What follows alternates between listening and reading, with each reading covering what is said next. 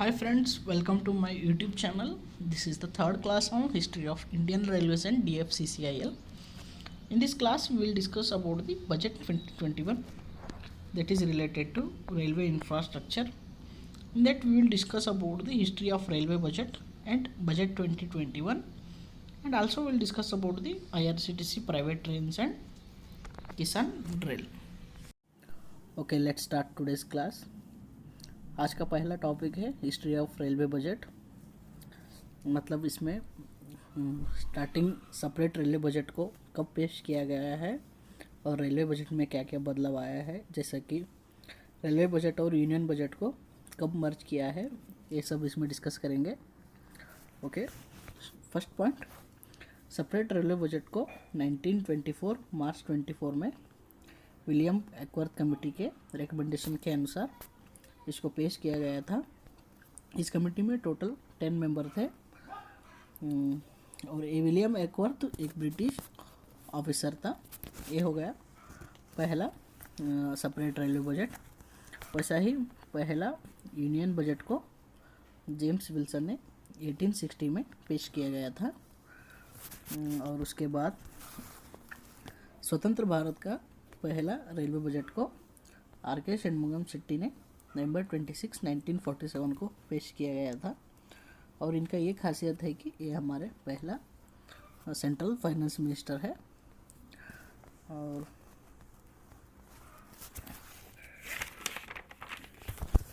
हम सबको मालूम है अगस्त 15, 1947 को आज़ादी मिली। उसके बाद 1949 नवंबर 26 को संविधान सभा द्वारा संविधान को हमने अपनाया गया था। और उसके बाद 26 जनवरी 1950 को संविधान लागू हुआ था। उसके बाद गणतंत्र भारत का पहला रेलवे बजट को श्री सी.डी. देशमुख ने पेश किया गया था। वैसा ही पहला गणतंत्र भारत का पहला यूनियन बजट को जॉन मथाई ने पेश किया गया था। और इनका ये खासियत है कि ये हमारे पहला रेल मंत्री है, John Mathai, rail minister.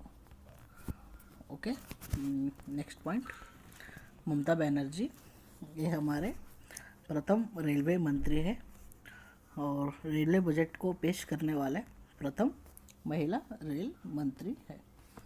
Okay, next, Lalu Prasad Yadav, इन्होंने 2004 से 2009 तक रेलवे मंत्री थे। और इनका ये खासियत है कि इन्होंने लगातार 6 बार रेलवे बजट को पेश किया गया था।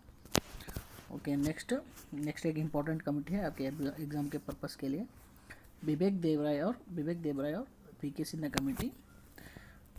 इस कमेटी ने एक रिकमेंड किया कि यूनियन बजट को और रेलवे बजट को मर्ज करने के लिए।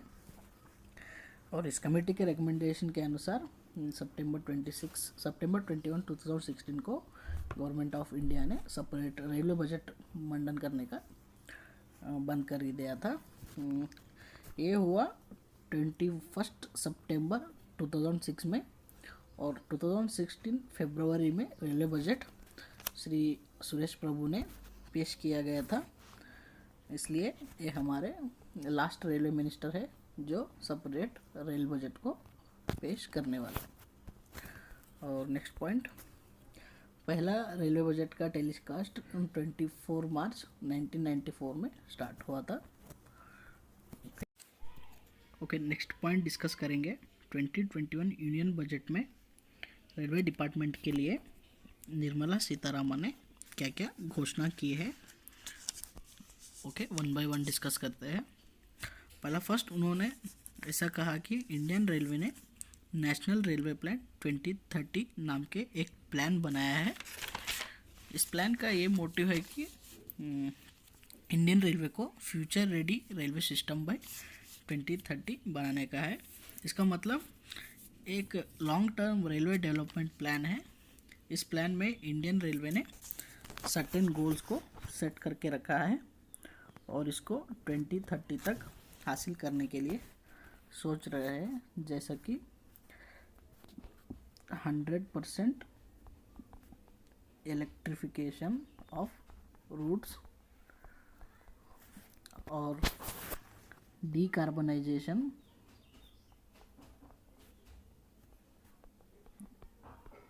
मतलब कार्बन एमिशन को कम करने का। और इम्पोर्टेंट ये है मेक इन इंडिया के द्वारा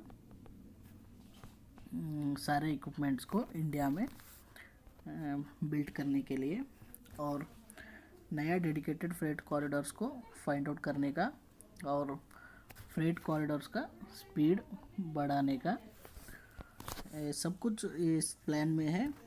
ये फ्यूचर के लिए एक अच्छा प्लान है। ओके, नेक्स्ट पॉइंट देखते हैं। उन्होंने ऐसा भी कहा कि ईस्टर्न डेडिकेटेड फ्रेट कॉरिडोर और वेस्टर्न डेडिकेटेड फ्रेट कॉरिडोर को 2022 जून तक कंप्लीट करेंगे। डेडिकेटेड फ्रेट कॉरिडोर के बारे में हम नेक्स्ट क्लास में पढ़ेंगे। अब तक हमने just history of Indian railways के बारे में पढ़ा है। नेक्स्ट क्लास में हम कंप्लीट DFCCIL के बारे में पढ़ेंगे। उसमें हम देखेंगे ईस्टर्न डेडिकेटेड कॉरिडोर क्या होता है, वेस्टर्न डेडिकेटेड फ्रेट कॉरिडोर क्या होता है, और इस कॉरिडोर का स्टार्टिंग पॉइंट क्या है और एंडिंग पॉइंट कहाँ तक है, और इस कॉरिडोर का लेंथ कितना है, ये सब इसमें डिस्कस करेंगे। और नेक्स्ट पॉइंट, इस बजट में निर्मला सीतारामन ने 3 नए डेडिकेटेड फ्रेट कॉरिडोर को प्रपोज किया है। उसमें से पहला ईस्ट कोस्ट कॉरिडोर, इसका रूट है पश्चिम बंगाल के खड़गपुर से आंध्र प्रदेश का विजयवाड़ा तक। नेक्स्ट कॉरिडोर का नॉर्थ साउथ कॉरिडोर, इसका रूट है इतरासी मध्य प्रदेश से आंध्र प्रदेश का विजयवाड़ा तक। Next corridor east west corridor, Bhusawal Mumbai से खड़गपुर तक। उसके बाद है पश्चिम बंगाल के दंकुनी तक, इसका रूट है। ओके, नेक्स्ट ये 3 नए प्रपोज्ड डेडिकेटेड फ्रेट कॉरिडोर का मैप है। ओके, नेक्स्ट उन्होंने ये भी कहा कि 72% ऑफ टोटल ब्रॉडगेज नेटवर्क को 2021 तक इलेक्ट्रीफाई करेंगे, और 2023 दिसंबर तक 100% ब्रॉडगेज का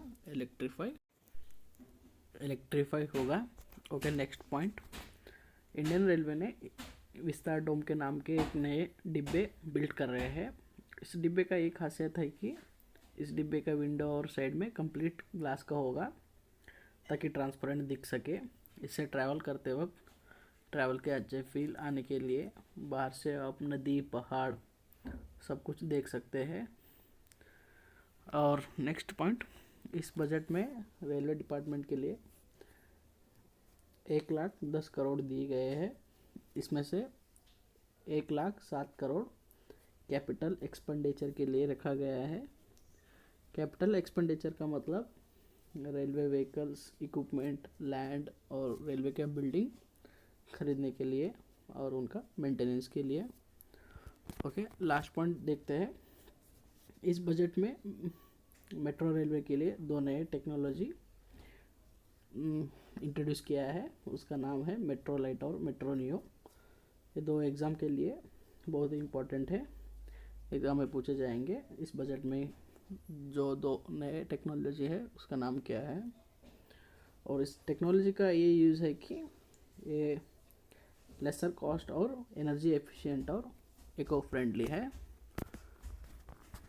ओके, ये हो गया complete budget 2021 that is related to railway infrastructure. Next 2 important topic है वो डिस्कस करेंगे, वो आपको दूसरे एग्ज़ाम में भी पूछ सकते हैं। ओके, पहला टॉपिक IRCTC का प्राइवेट ट्रेन्स। पहला प्राइवेट ट्रेन तेजस 1 एक्सप्रेस, ये इंडिया का पहला प्राइवेट ट्रेन है। इसको IRCTC ऑपरेट करता है और इस ट्रेन का रूट है दिल्ली से लखनऊ तक। ओके, नेक्स्ट तेजस 2 एक्सप्रेस, ये ट्रेन अहमदाबाद से मुंबई तक चलती है।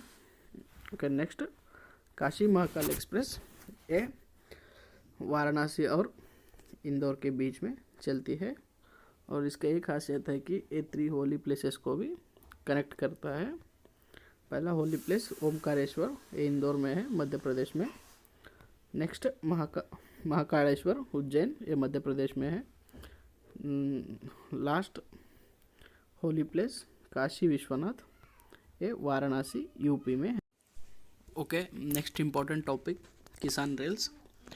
ये बहुत ही काफ़ी न्यूज़ में था क्योंकि रिसेंटली नरेंद्र मोदी ने 100th किसान रेल को इनॉग्रेट किया गया था। ओके, किसान रेल के बारे में पढ़ेंगे। ये जो स्पेशल ट्रेन्स है एग्रीकल्चरल प्रोडक्ट्स को ट्रांसपोर्ट करने के लिए शुरू की गई है।